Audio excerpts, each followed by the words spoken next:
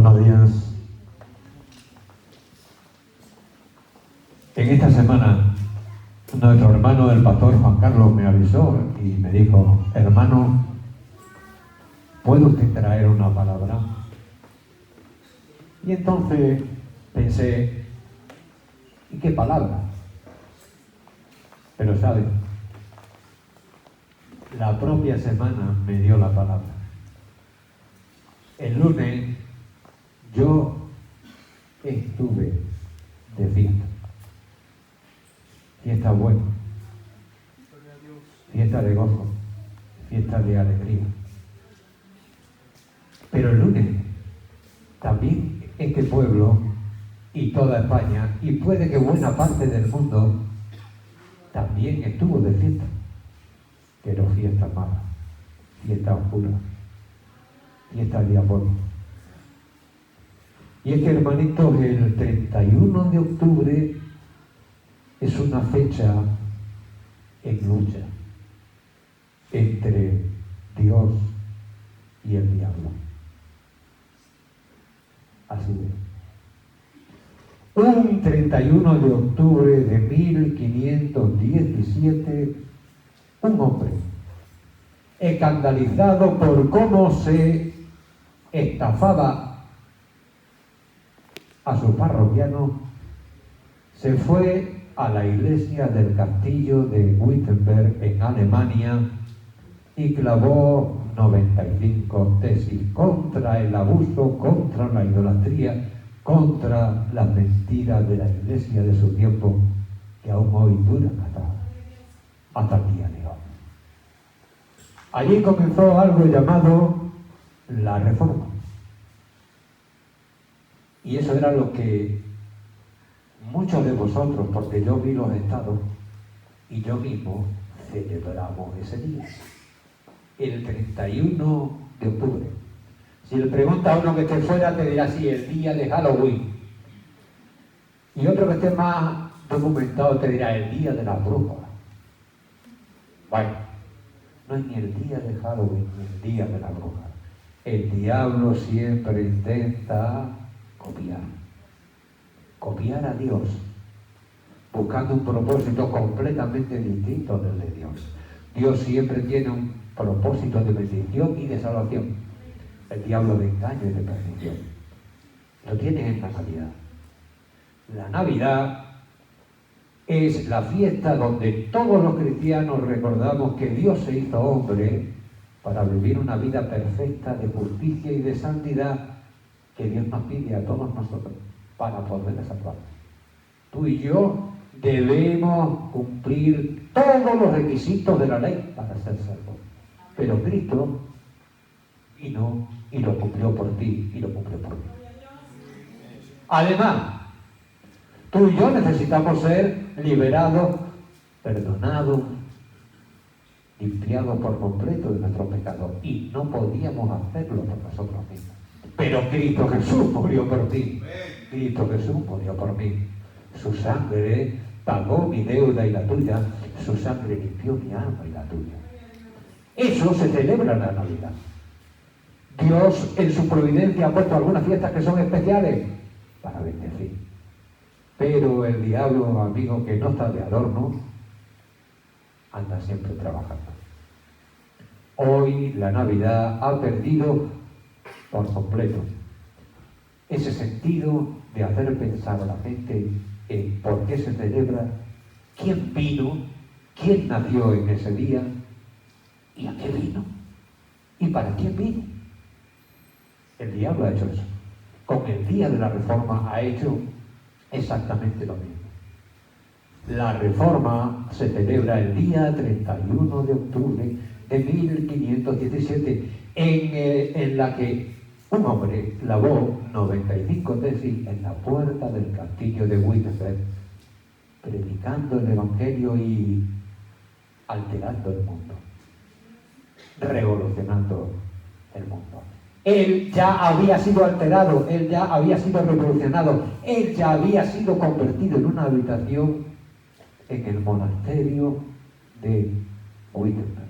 En Wittenberg hay un monasterio que es el monasterio de los agustinos, Ese monasterio tiene una torre, que es conocida como la Torre Negra.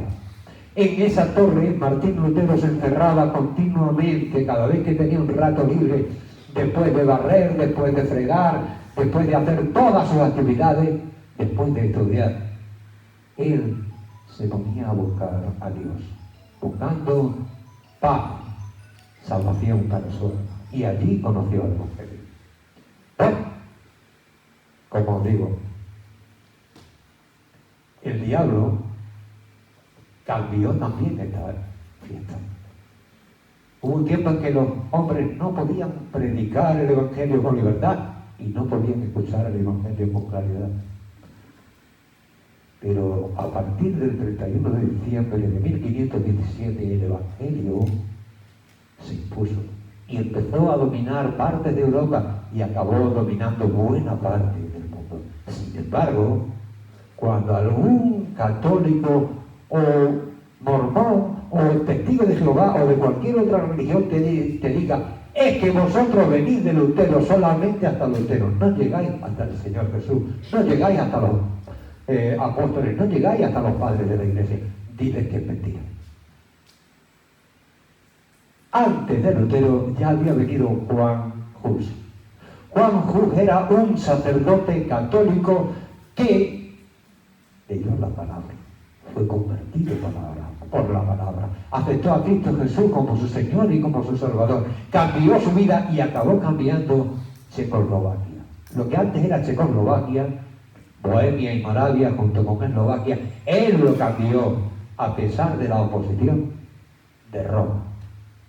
De hecho, el impacto del Evangelio fue tal que Roma tuvo que organizar varias cruzadas para tratar de aniquilar, de matar, de asesinar, de destruir a los husitas, que así eran conocidos. Hoy día, hermanito, los husitas son una iglesia evangélica. Hoy día. Pero ese hombre vino, o esos hermanos llegaron 100 años antes. Pero 100 años antes de Lutero no solo había llegado Hus, porque otros 100 años antes de Hus había llegado Wycliffe. Wycliffe predicaba lo que predica Sergio, lo que predica Juan Carlos, lo que predico yo y lo que creemos todos. El puro evangelio. De hecho, Wycliffe cogió y empleó su dinero en mandar a traducir las escrituras cuando no había impresas, cuando no había libros. Y mandó de 2 en 2 a sus discípulos. Le hicieron la vida imposible, le persiguieron. A este no lo quemaron como a Juan Hus. Se le murió antes de que lo pudieran quemar. Pero acabaron desenterrándolo y quemándolo muerto. Pero también había venido otro entre anterior a Wycliffe. ¿Sabéis quién fue? Pedro Baldo. Pedro Baldo fue un evangélico en el siglo XII.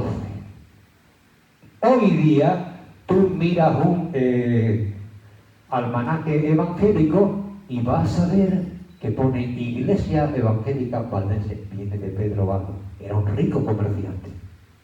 Un rico comerciante que estaba atosigado por sus pecados y que buscaba como Lutero en la Torre Negra librarse de sus pecados. Y entonces fue y le dijo al cura de su pueblo, oye, ¿cómo puedo ser salvo? Y el cura de su pueblo, que conocía la Biblia, pero era demasiado espabilado, le dijo, mira, todo lo que tienes, véndelo y tráelo a la iglesia. Eso era espabilado el cura y tenía conocimiento el cura, pero estaba mal intencionado. Pedro Baldo hizo lo que el cura le dijo, vendió todo lo que tenía y era mucho, solo que no lo llevó a la iglesia. Cogió, contrató gente, se pusieron todos unos escribas a copiar la palabra de Dios. Y luego cogió a hermanitos y les dio dinerito para que fueran andando de pueblo en pueblo sosteniéndose y predicando el Evangelio. Con el paso del tiempo, el Evangelio se extendió de tal manera en Francia y en Italia, y en parte de Italia, y hasta llegaron a España, que el Papa también tuvo que organizar cruzadas para matarlos a diestro y siniestro. ¿Sabes por qué? Porque ha habido pocos enemigos del Evangelio como los papas. Nunca olvide que el hecho de que el Evangelio haya llegado hasta nosotros tuvo un origen, y fue el de personas que estuvieron dispuestas a pagar el precio por predicar el Evangelio y por arriesgarse por el Evangelio. Ese Evangelio, hermanitos, es el Evangelio que salva, es el Evangelio que bendice. Y vamos a saber en qué consiste leyendo Romanos capítulo 1, versículos 16 y 17. Porque lo que os he dicho hasta ahora no es otra cosa que un preámbulo histórico, para que sepamos de dónde venimos. Y al tiempo, para que sepamos que toda nuestra vida está en las manos de Dios, el cual controla. Como controló en la vida de Wycliffe, o de Savonarola, o de Hus, bueno, o de Montano. Porque he hablado de hace 800 años, pero hemos seguido adelante. Vamos a leer la palabra. Romanos capítulo 1, versículos 16 y 17.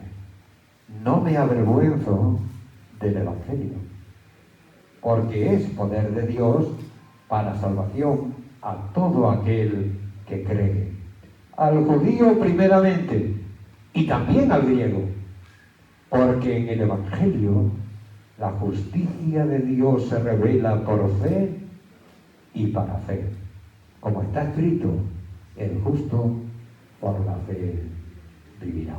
Podemos sentar. Bueno, ¿cuáles son las señales de una fe sana en el Evangelio?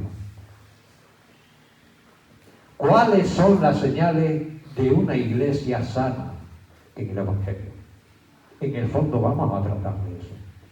Porque el día 31, mientras el mundo celebraba el Halloween, nosotros celebrábamos la Reforma. Y Reforma es una palabra compuesta de re y formar. Volver a formar. Por eso tenemos que tener claro en qué consiste ese evangelio sano y verdadero. Las bases, hermanito, del evangelio se han explicado muchas veces. Y las bases de una iglesia sana se han explicado muchas veces. El hombre que de una manera más sencilla las explicó se llamaba Juan Calvino. Juan Calvino dijo: allí donde se predica la palabra de Dios pura y verdadera, y allí donde se administran bien los sacramentos, la Santa Cena y el bautismo, allí está la iglesia. Pero es una explicación tan amplia que no aprieta lo suficiente. Con el tiempo, la Iglesia evangélica ha elaborado 5 claves y 5 señales de una relación espiritual sana con Cristo, 5 requisitos, y de una iglesia sana que predica el Evangelio de Jesucristo y no el Evangelio solo. Y esas 5 bases se llaman las 5 solas, y también las he visto gratamente, con alegría, en más de un estado en los móviles. Solo gracia, solo fe, sola escritura, solo Cristo, solo a Dios la gloria. Si tú quieres saber en qué consiste la verdadera enseñanza sana, correcta y estupenda, que no tiene error, ahí tiene la definición.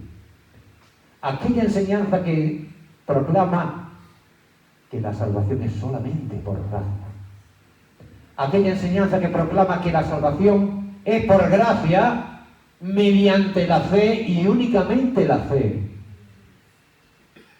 Aquella salvación que proclama que la salvación viene mediante la fe que ha engendrado la palabra de Dios, sola Escritura, y descansa solamente en la palabra de Dios. Aquella enseñanza que proclama solo Cristo. Solo Cristo. Y aquella enseñanza proclama el lema de los pastores reformados: Soli Deo Gloria. Solo a Dios la gloria. Es lo que vamos a ver. Vamos allá con ello, hermanitos. Estas son las 5 señales de una relación sana con el Señor y las 5 señales de una iglesia sana en el Señor. Solo la gracia, solo la fe, solo la Escritura, solo Cristo, solo a Dios la gloria. Cuando alguien vive de esa manera y en esa base, cuando una iglesia se desarrolla y ministra con esa base, entonces la vida del creyente es edificada para la gloria de Dios y para la extensión del Evangelio. Sola gracia. ¿Sabéis por qué es necesario sola gracia? La sola gracia es necesaria porque nosotros no somos, entre comillas, y digo entre comillas porque nosotros no lo tenemos, pero a ojos del mundo puede que sí. No vean así. En esta vida hay muchos hombres religiosos. En esta vida hay muchas ideas acerca de Dios. En esta vida hay muchas supuestas pretensiones de cómo se llega a ser amigo de Dios o a alcanzar la salvación y tener un lugar en el cielo, en la eternidad. Tienes ahí muchas religiones. Tienes mormones. El otro día, el jueves por la tarde, yo dediqué unas horas a voltearles la vida a los mormoncitos. Como nunca habían escuchado el Evangelio, pues alucinaban en colores, porque a ellos les habían enseñado que su objetivo en la vida era convertirse en un Dios, porque eso era lo simple. Pero para eso había que hacer y hacer y hacer y hacer y hacer, y todo lo basaban en lo que ellos hicieran, superándose a sí mismos y superando las circunstancias. En los testigos de Jehová ocurre exactamente lo mismo. Tú, para, entre comillas, poder salvarte, tienes que hacer. Pero no solo tienes que hacer, tienes que estar con ellos, que también es una obra. En Roma igual.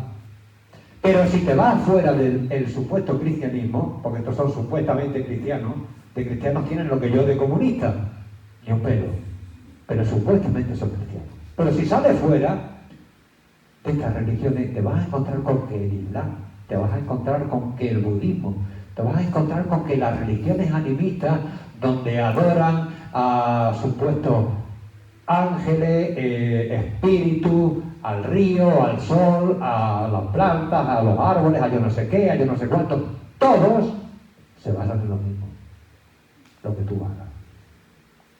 Tú tienes que hacer, tú te lo tienes que ganar. Pero el Evangelio no se basa en lo que tú haces, no se basa en lo que tú hagas o puedas hacer. El Evangelio se basa en lo que Cristo Jesús hizo por ti en la cruz del Calvario. Él llevó tu pecado, Él llevó tu enfermedad, Él pagó por tu salvación. Hay solo 2 maneras de pretender salvarse, hermanos. Una, pretender merecerlo, pretender ganarlo, pretender alcanzarlo. Otra, estar dispuesto a recibirlo de Cristo Jesús. Porque es por gracia. La salvación es un regalo. El hombre siempre, inconsciente o conscientemente, anda buscando merecérselo. ¿Pero sabes por qué? Porque el hombre es un ser orgulloso cuando anda bien y cuando anda mal. Cuando anda bien se nota menos, pero es un ser orgulloso. Yo me quedé sin coche esta semana. Hace unos días me quedé sin coche y no tenía manera de venir. Ya me había comprometido con el pastor Juan Carlos y le había dicho que sí. Pero ¿sabes una cosa? Me negaba a pedir un favor. Va contra mi carácter, va contra... Y esta mañana ya al final mi hija me tuvo que obligar a que primero llamara a Sadián, que no me pudo coger el teléfono, y luego tuviera que llamar a Juan Carlos. ¿Y sabes por qué no le llamaba? Porque a mis ojos andar pidiendo favores es como si me humillara. Yo lucho mucho contra eso y creo que hasta cierto punto lo tengo más o menos controlado. Pero lo tengo, Lo tengo y es muy grave. Todos los hombres somos orgullosos. Nadie quiere deberle nada a nadie, pero resulta que el Evangelio funciona de otra manera. Todo se lo debes a Dios. Si quieres ser salvo. Si no quieres ser salvo, mira, haz la ley, cumple la ley. Y te vas a dar cuenta que, como dice Pablo, por las obras de la ley nadie será justificado delante de Dios. Eso lo tienes en Romanos capítulo 3, versículo 20. Pero también tienes en Efesios capítulo 2 y versículo 8, por gracia sois salvos, por medio de la fe. Y esto no es algo vuestro, porque si fuera algo vuestro no sería por gracia, no sería un regalo. Esto proviene de Dios, es un don de Dios. Una de las señales de una vida sana en el Señor que va a crecer, de una iglesia sana en el Señor que va a ministrar y bendecir, se llama sola gracia. Pero hay otra. La otra es sola fide, sola fe. Dijimos que la gracia es la base, la gracia es la actitud de Dios para bendecir al hombre pecador que nada merece. Y además, no necesita que el hombre se lo pague. De hecho, sería una tremenda ofensa. Pero no ocurre de manera milagrosa, no ocurre de manera mágica. O sea, bueno, sí, la gracia me salva, sí, pero la gracia tiene un instrumento. Porque Dios exige unos requisitos. ¿Sabe cuál es el requisito de Dios para acercarte a Él? Sin fe es imposible agradar a Dios. La fe no es otra cosa que la confianza. La fe es la certeza de lo que se espera y la seguridad de lo que no se ve. Eso implica confianza. No lo ve, no lo tiene, pero sabe que va a llegar. Bien, la fe es un requisito, pero ¿sabes algo? El hombre está dispuesto a poner su fe en cualquier cosa, excepto en Dios. Algunos dicen, bueno, el hombre no tiene fe. No, el hombre sí tiene fe. No tiene fe salvadora, pero tiene fe. El hombre cuando queda con alguien, pasa un ratito, coge y va. Porque tiene fe y confianza en que aquel con quien ha quedado va a aparecer. Y no le van a dejar plantado. Se pone a trabajar porque tiene fe y confianza que al final del mes él va a cobrar su nómina. El hombre tiene fe, el hombre tiene capacidad de confiar. El problema es que el hombre no quiere confiar en Dios. Está dispuesto a creer en cualquier cosa, con tal de no creer y de no poner su fe y su confianza en Dios. Solo la fe salva al hombre. Justificados pues por la fe tenemos paz para con Dios. La fe es el requisito imprescindible para alcanzar la salvación. La fe no en cualquier cosa. La fe no en que existe algo. La fe no en que, bueno, ya veremos. No, la fe en Jesucristo como Hijo de Dios, como Señor y Salvador nuestro.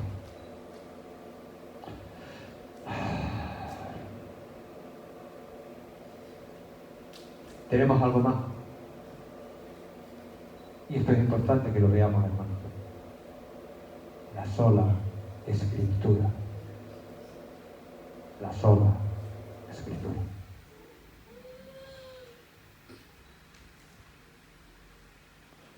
¿Saben? Los hombres edifican su religión sobre sus antojos, o edifican sus religiones sobre sus intuiciones o sobre sus tradiciones. Pero el creyente no puede hacer eso. Hemos visto que la salvación es por gracia, hemos visto que la salvación es por la fe, pero ¿la fe en qué? ¿La fe en qué? Aquí ya hay un problema. ¿Fe en quién? ¿Fe en qué? La salvación, hermanitos, se alcanza por la fe en Cristo y solamente en Cristo. Pero, ¿dónde se deposita?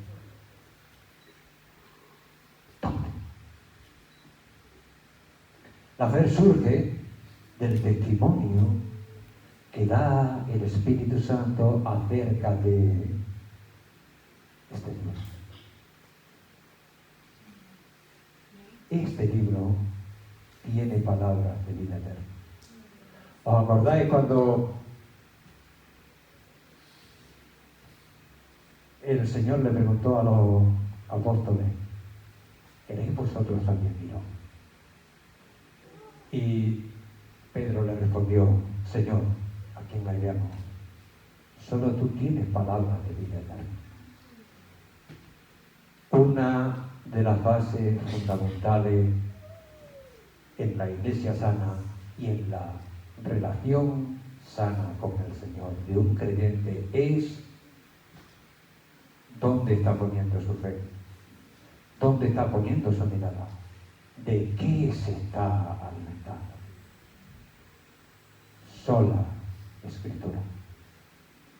Mucha gente cree en Dios, ¿sabéis? Pero tienen el Corán, el libro de Mormón, los estudios de las Escrituras o cualquier otro tipo de libro completa, absoluta y totalmente humano.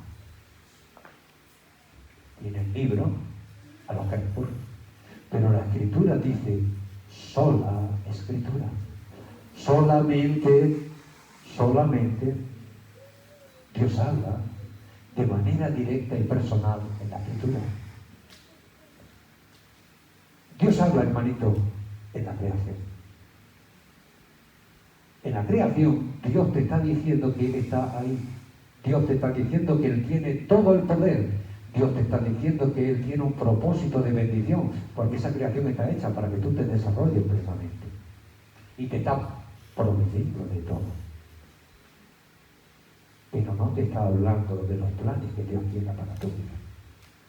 También hay otra manera en la que Dios habla. Dios habla a través de la providencia. Mediante las cosas que van sucediendo en tu vida, Dios está mostrando que Él está ahí. Pero ¿sabes cuál es el problema? Que tú y yo somos pecadores.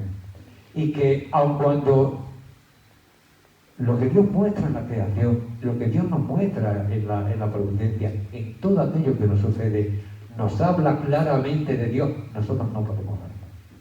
Nosotros no tenemos buena mano. Nosotros no tenemos buena visión porque somos pecadores que están caídos. De manera que necesitamos información, de manera que necesitamos conocimiento, de manera que necesitamos conocer los propósitos de Dios y la verdad de Dios para fundamentar nuestra vida. Pero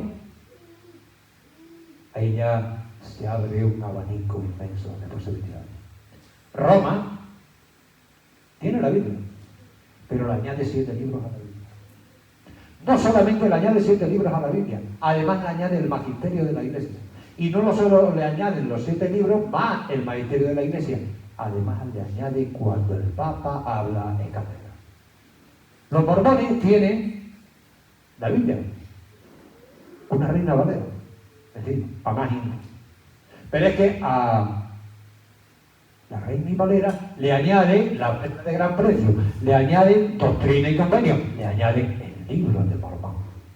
Los testigos tienen una Biblia adulterada, destrozada, hecha un circo, sí, pero luego le añaden las atalayas, los despertar y el libro de curso. Sola Escritura. Hace 500 años, antes de que hicieran todas estas tonterías estos hombres, los reformadores, la Reforma ya dejó claro que la única manera en la que Dios te va a hablar de manera perfecta, de manera indudable y guiándote por el buen camino es la Escritura. Solamente la Escritura. ¿De dónde tú y yo tenemos que alimentarnos? ¿Dónde tú y yo nos tenemos que edificar? Solamente en la Escritura. Si tú te buscas otro tipo de provisión, si tú te buscas otro tipo de información, a veces concordará y a veces no. Porque es humano. El problema es que entre lo bueno también te van a venir muchos razones. Y entre las semillas de, entre comillas, trigo, también te va a venir mucha cizaña. Solo hay un libro en el que puedas confiar. Y solo hay una base sobre la que tú puedas edificar una relación sana con el Señor. Se llama la Escritura. Ahora bien, hermanito, la Escritura no siempre es bien entendida. Yo te digo, no hay otro medio de revelación claro y perfecto que la Escritura. Punto. Pero en la Iglesia, en la experiencia de afuera y en la experiencia de adentro, muchas veces se ve que hay gente que no se conforma con la Escritura. José Smith se inventó el Libro de Mormón porque no se conformaba con la Escritura. Los testigos se inventaron el despertar y la atalaya porque no se conforman con la Escritura. Los otros y los otros y los otros. Y hasta se dan los evangelios. Hay gente que dice, oye, Dios se me ha revelado. Oye, Dios me ha hablado. Oye, Dios me ha dicho. Y a raíz de ahí se saca una nueva enseñanza o una nueva supuesta profecía que Dios les ha dado o alguna otra tontería. Hay un debate sobre la Escritura. ¿La Escritura está cerrada o la Escritura sigue abierta? ¿Dios terminó ya de dar Escritura o todavía se pueden seguir añadiendo libros? Yo me acuerdo cuando haciendo bromas sobre algún hermano, pues le decía que algo que me había dicho habría que añadirlo a la Biblia, como el Evangelio de San Pepe o como el Evangelio de San Manolito. Porque hablaban, Dios les había dicho. ¿Cómo se da hoy la inspiración divina? Ahí es a donde voy. Todos reclaman. El mormón dice, es que, amigo, nuestra presidencia es un profeta y dice la verdad. Los católicos dicen lo mismo. Los testigos dicen lo mismo. Y algunos evangélicos que no saben por dónde andan, dicen lo mismo. Todavía hoy Dios da palabra. Yo te digo, sí, todavía hoy Dios da palabra. Pero también te digo, esta es solamente la palabra. ¿Qué ocurre? ¿Qué ocurre? Cuando Dios dio su palabra, cuando Dios dio su revelación, Él dio a los apóstoles los textos que hoy tenemos. Se reveló directamente. Eso ocurrió en el tiempo y eso ocurrió hace 2000 años. Y esa palabra está cerrada. La Escritura llega hasta Apocalipsis. Y Apocalipsis dice, no añadirá y no quitará. Porque si no te vas a buscar una maldición. Por eso, los creyentes podemos tener una palabra de Dios, sí. Y es usada por Dios, sí. Y viene de Dios, sí. Pero a través de las limitaciones del hombre. Que es cuando te habla un pastor, cuando te habla un hermanito. Pero a este libro ya no se le añade nada. Ya no hay una revelación nueva en cuanto a la Escritura. Sin embargo, sigue habiendo revelación. Sigue habiendo revelación. Esta es la palabra de Dios que tú y yo necesitamos conocer, que tú y yo necesitamos comprender y que es imposible para ti y para mí humanamente. Cuando tú vienes a la palabra de Dios y Dios te hace comprender que tú eres pecador y que Jesucristo es el Señor y que no hay otro cordero más que Él y que Él es el único camino, verdad y vida, porque no hay otro nombre dado a los hombres por el cual pueden ser salvos. Cuando tú entiendes todo eso, ¿sabes lo que está habiendo en tu vida? Está habiendo revelación de Dios directamente. O sea, Dios ya no se revela dando palabras nuevas. Dios se revela dándote un conocimiento nuevo de la palabra que Dios ha dado a través de sus apóstoles y de sus profetas. Pero hay una cuarta base en una iglesia sana, hermanito, y en una relación sana. Solo Cristo salva, ¿verdad? Bueno, pues esa frase tiene un origen. En un principio no era solo Cristo salva. Eso es en el español de hoy. Esa frase tiene un origen, tiene un antecedente. Era solus Christi. Solo Cristo. Eso quiere decir que solamente Jesucristo es el único que puede salvar tu alma y la mía. A los hombres tratan en el mundo de engañarles, haciéndoles creer que la salvación está en la pertenencia a una religión. El católico dice, fuera de la iglesia no hay salvación. Y se está refiriendo a esa iglesia. El testigo de Jehová te dirá lo mismo. El mormón te va a decir lo mismo. Pero ¿sabes una cosa? No es cierto. Las religiones no te van a salvar. El hecho de que tú vengas al culto, participes del culto, eches lágrimas, te derrames, rías, te goces. Amigo, es una bendición. Pero lo único que te salva es la fe en Cristo. El hecho de que tú te bautices y te inscribas en el libro de miembros de la iglesia está muy bien. Es una buena señal. Pero eso no te salva. Y a mí tampoco. Solo Cristo salva. Solo Cristo. No confíes en los hombres, pero te diré más, no confíes en ti. Hay muchos que desconfían de los hombres, pero confían demasiado en sí mismos. Y dicen, yo nunca caeré. Y dicen, yo nunca negaré a Cristo. Pero la verdad es que todo aquel que cree que nunca le ocurrirá es el más predispuesto a que le ocurra. Porque va a bajar la guardia. Solo Cristo salva. No confíes en los hombres y no confíes en tu hombre interior. No confíes en ti. Cristo Jesús, según la Escritura, es el camino. El camino. La verdad. La vida.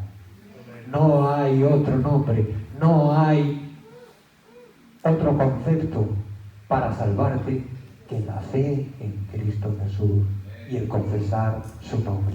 La Biblia aclara, si confiesas con tu boca que Jesús es el Señor y crees en tu corazón que Dios le levantó de los muertos, serás salvo. ¿Qué nombre hay que confesar? El nombre de Cristo. En ningún otro hay salvación. No hay otro nombre dado a los hombres bajo el cielo por el cual podamos ser salvos. El día de la Reforma se celebra que la salvación es solamente por gracia, que es solamente por fe, basada en la Escritura, y que solamente Cristo salva. Solo Cristo debe ser anunciado, solo Cristo debe ser proclamado. porque es el único que redime y bendice. Pero termino ya, hermanito, con el último, el Soli Deo Gloria. Soli Deo Gloria parece una frase rara, pero simplemente significa solo a Dios la gloria. Ese debería ser el motor y ese debería ser el objetivo y la meta de todo y cada uno de los cristianos. Darle la gloria a Dios. Porque Él es santo, porque es el único que se lo merece, porque Él es todopoderoso, porque ha llenado tu vida con salvación, con provisión, con bendición. Te ha dado herencia para la eternidad.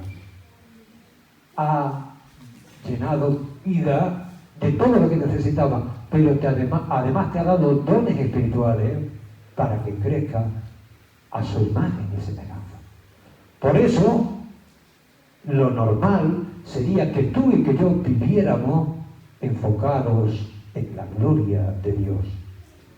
Pero es que además de todo lo que Dios ha hecho y por lo cual tú deberías mostrarte agradecido, además Él es el único que merece la gloria. No hay mejor objetivo en la vida que vivir para Cristo. Cuando un hombre vive para Cristo, está dando la gloria a Cristo y puede decir lo que decía Pablo: ya no vivo yo, vive Cristo en mí. Pero te digo una cosa, acabará como Pablo. Primero, llegando al cielo, triunfando por la eternidad. Y segundo, siendo recordado y celebrado por tantos y tantos. Y no siendo un simple desconocido. El hombre quiere vivir para Él. Pero al final el hombre acaba desapareciendo y nadie se acuerda de Él. Sin embargo, cuando el hombre vive para Dios, ama a Dios, sirve a Dios, trabaja para Dios, da fruto para Dios, procura y busca la gloria de Dios, ¿sabes lo que ocurre? Que acaban hablando de Él un 6 de noviembre de 2022, aunque hayan vivido hace 1000 años, o 900 años, o 500 años. Lutero no ha pasado desapercibido. Baldo no pasó desapercibido.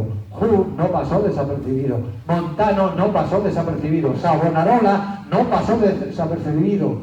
Wycliffe no pasó desapercibido. Han hecho historia. ¿Sabes por qué? Porque vivían para la gloria de Dios. Delante de Dios han hecho historia.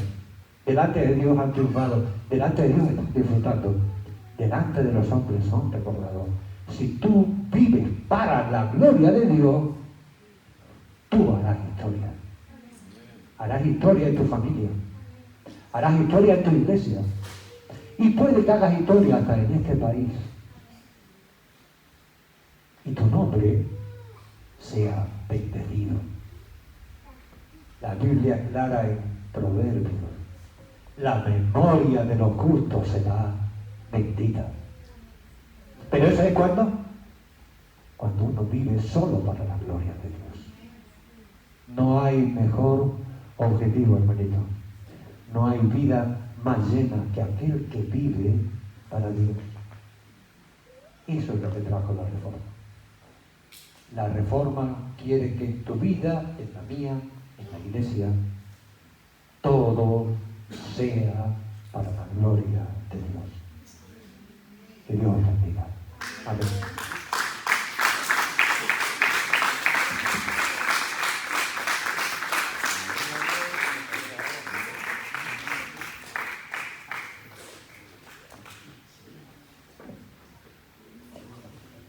Gloria a Dios.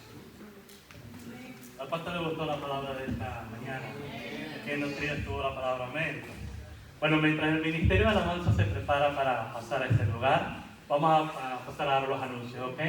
Recordemos que el día miércoles tenemos servicio, estudio bíblico en esta casa, de 8 a 10 de la noche, amén. El día sábado de igual manera los esperamos para gozarnos con el Señor, con el culto o servicio de jóvenes.